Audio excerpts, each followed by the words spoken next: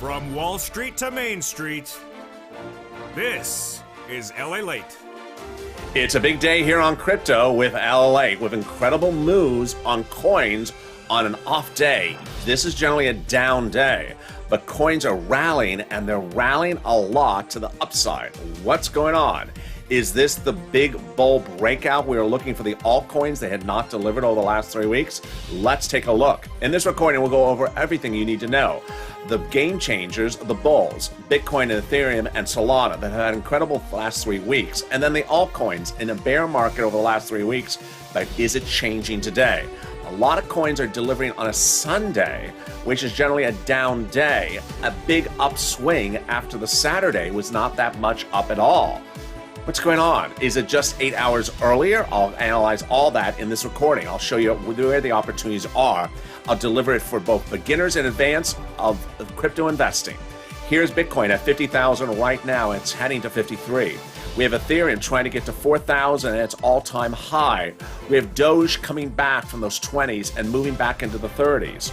We have Solana on fire, up again today as well. Polygon, which was struggling in the 130s to get above 150. I told you it broke out. It's now heading to 170. Aave gaining $20 on a $300 coin in just a few hours. SushiSwap doing great. Synthetic doing great. Decentraland doing exactly what I said, great, adding another 10 cents. We'll be analyzing all these coins across the board and understand why today may be a pivotal day. The day that we have been looking for over 4 weeks. I'll have all the incredible details and more. So subscribe. 400,000 subscribers, a YouTube record, fastest growing crypto channel there is. I want you part of this family. Hit that subscribe button right now. Like the video and consider becoming a member. And with that, let's get to all the details starting right now. 2 crypto shows every day on this channel. Morning's crypto at 10 o'clock a.m. live, and then overnight's crypto at 3:45. Let's go over all the details starting right now. We had several market crashes several months ago, and the last market crash now over a month away. And that last market crash left us in a bear market until 3 coins, initially 2, made the run. The first 2 coins, of course, were Bitcoin and Ethereum. And then along the way, they were joined by Solana in just the last 7 days. But the rest of the coins did not deliver that run. That run stayed as a bear market for every other coin since the last market crash. Now, they've had a moment of glimmering hope, which was about 3 weeks ago, where a lot of coins like a Polygon went from 80 cents to $1.50, then came back down to 33 cents.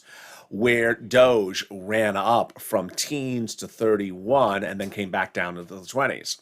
But that was just a pop. And that's not what a bull market is. A bull market does not mean up, does not mean down or flat.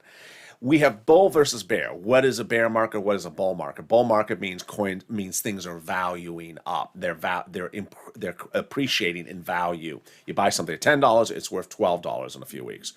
Devaluing or staying flat is bear. Now, a lot of people confuse bear by thinking that bear means you're losing money every day. No, bear can mean just down for the week, down for the day, down for the month, or down for the quarter. So you may be up for 2 weeks, but down for the month, and you're still bear. And that's why, if you had looked at these coins, these altcoins, the vast majority of them were still bear. Let's start with our 3 bulls, and let's see what those 3 bulls are doing right now. Number 1 is Bitcoin. Number 2 is Ethereum. Number 3 is Solana. And what we're going to look at is resistance levels. What is resistance level? Resistance level is a number that the price will not get above. It just sort of stalls at that number and won't go higher or won't go lower than that number. It may be, let's say, a trading range of $1 to $2. Won't go higher than $2 and won't go lower than $1. And when a coin breaks out of that resistance level, goes higher or goes lower, that signals where it's next moving. I had told you that I said that a Bitcoin is in a trading range of about 47 to 50. And if it gets above 50, it's really going higher.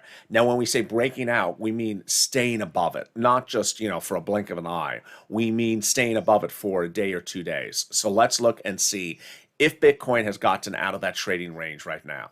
So right at the moment, it's 50,368.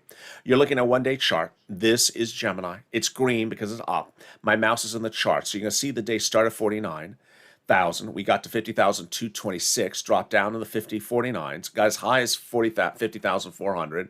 And There you go. So we're stalling out. We're still staying in the 50,000. We're stalling out with that 50,000 as our resistance level. Look out in the 7-day, same thing. Look out in the the broader chart, same thing. So 50,000 is our resistance level still on Bitcoin, and 47 is our low end resistance level. So we're trading from 47 to 50. Bitcoin does not want to get above that. Now, what I mean about above 50 I mean 51,000. I don't mean 50,100 for 3 days. When Bitcoin gets into the 51,000, then it could really run a lot because it has held this resistance level of 50,000 for nearly every week since May. Its all-time high was 60,000, but it was not a sustainable number. What do I mean by sustainable number? Yeah, Bitcoin did get to 60,000 in May, but look at how short a time it was there. It was a blink of an eye. It was basically about a $55,000, $54,000 coin for about a week or two, a few weeks in May. For Bitcoin, it still has another 4,000 it can give you, but it needs to break through that resistance level, 50,000. Let's look at Ethereum because the story is a little bit different on Ethereum. So Ethereum, I had told you it had a resistance level as well. We had looked at our 7-day and we had looked at a little bit further to see that resistance level. I had said the resistance level was clearly initially at 3,300 at the high end and the low end about 3,000. Well, once it broke through that $3,300 resistance level, then at that point, we were just going straight up. There was no new resistance level. See, there's nothing stalling it out. It's just running. 33, then 34, then 35, then 37, then 38, then 39. Now let's come in closer in the 7-day chart. Was anything stalling out here?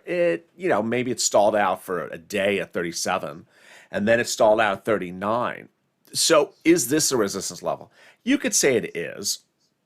I mean, you could say 39,000 is a resistance level, but and you could certainly say 4,000 resistance level. So where is Ethereum right now? Ethereum right now is at 3920, and for the day it has not gotten above 4,000.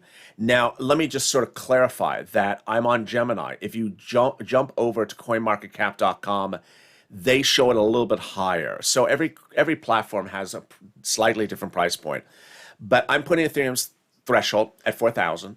And its low end is very high. I mean, its low end is really like 3,700. So if Ethereum gets over 4,000, it will break out. It will really, really run high. And how high? Well, look at these. Look at now its comparison to May.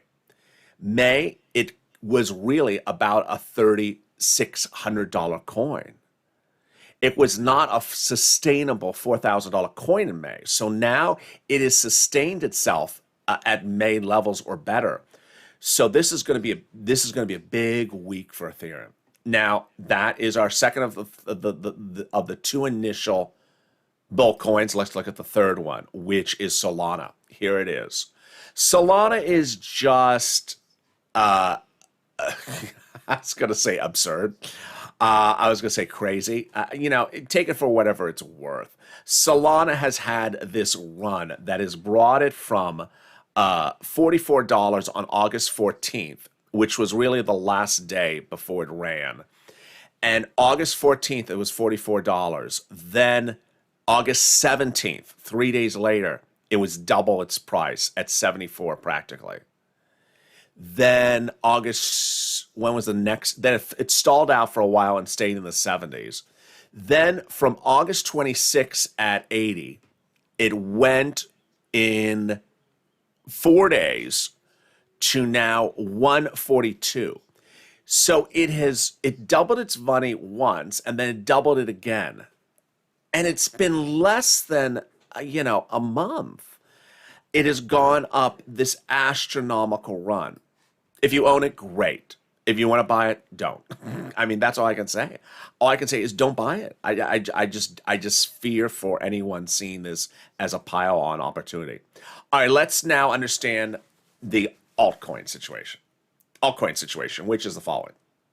Market crash, several months ago, coins were at a price level before that market crash. Then they devalued. I told you they're going to devalue. This is what it looked like. We had a crash. And as coins hit that crash, they never rebounded. Then what happened after that was I said bear market, they're going to devalue. And they did devalue. They went lower than that crash level. Lower, lower, lower, lower, lower. Now what are they doing? They're trying to get up to where they were at that crash level. That's not anything to celebrate about at all. Doge before that crash level was 31-cent coin. Doge after the crash level just devalued all the way into the teens. Now today it's trying finally after 3 weeks of trying to get to 30 and staying there, going to 30, then to 20, then to 30, then to 20. It's trying to get into 31. Same thing with Polygon. Polygon was $1.60 coin before the last market crash. It went as low as 80 cents.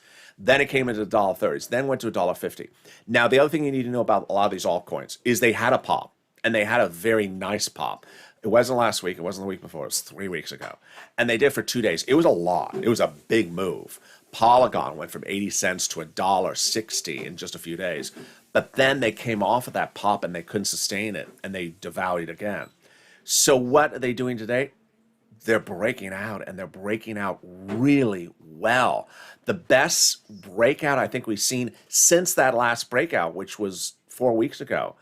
And it's on a Sunday. More about the day of the week later in this recording. I'll go over that analysis. But let's look how well this breakout is at the moment. There is Doge. Started the day at 30 and now heading to 31. But Doge, you have to look out a little further.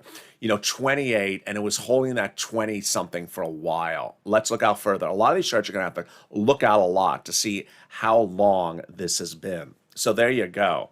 This is the last market crash. 31, bam, crash, and now it's just at that level. Let's look at the next coin, Polygon. So fascinating. 166, 7-day. There you go. 130, 130, 130. That's all it's doing. Broke to that 150, broke out, and now it's running.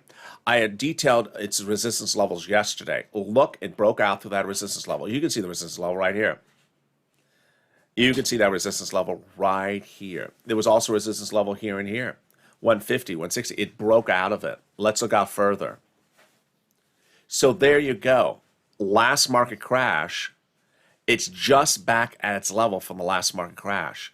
So if you are an owner of this coin in May or June or July, or May, June, maybe even July, you're just getting your money back now. So if you bought it, in August, you're doing well. But if you were an owner before that, you're just recouping your money.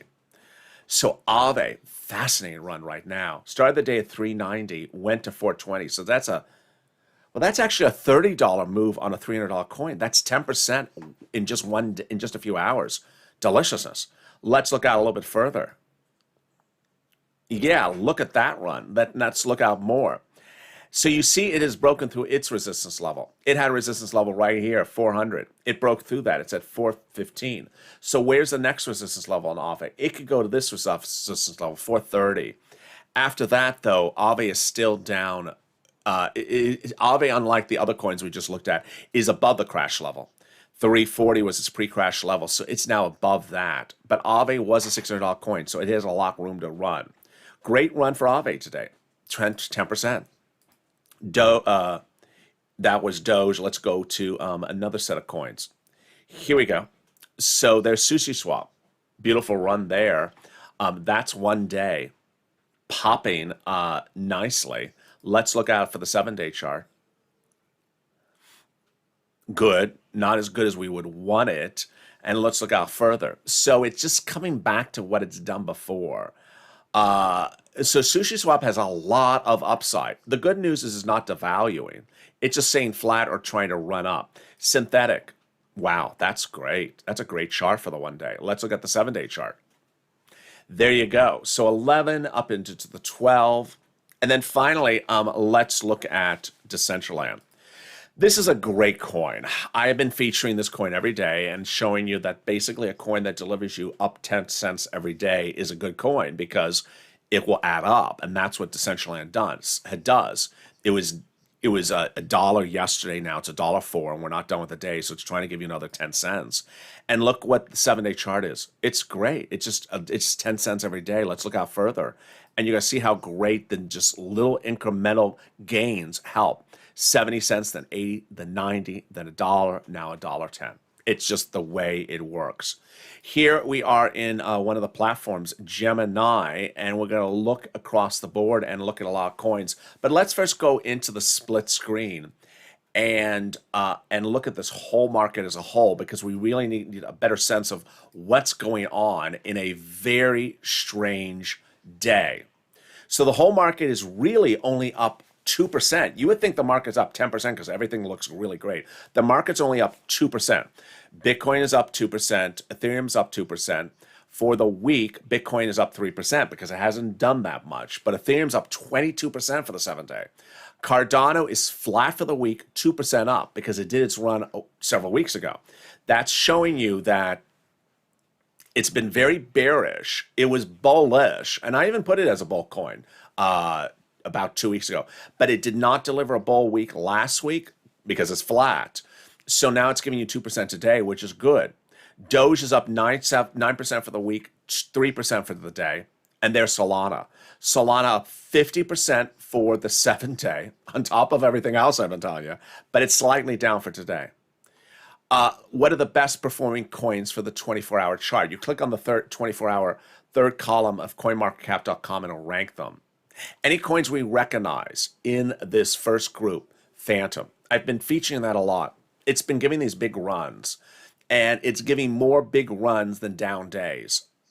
And then there is Internet Computer, which I've never been a fan of across the board. So what are the best performing coins today? Quant up 35%, Filecoin up 30%, Phantom up 19%. So I would like that as a tradable coin. Phantom I'd like as a tradable coin. It's up 138% for the week. So it shows you that it just keeps on giving something every day. A Q2 Quantum is up 12%, so it may be flippable.